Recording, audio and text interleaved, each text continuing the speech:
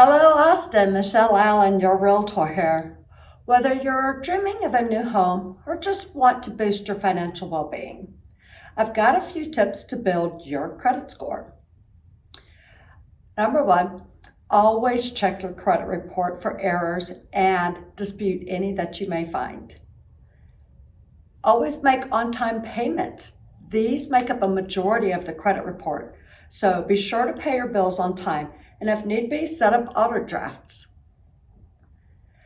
And keep your credit debt below 20% of the credit limit, and be sure to mix it up a bit on the types of credit. Don't keep too many credit cards, and if you have a really old credit account but you're not using it, I'd think twice before closing it, because older accounts are actually a major factor as well. Let's make your financial goals a reality. Your dream home might be closer than you think.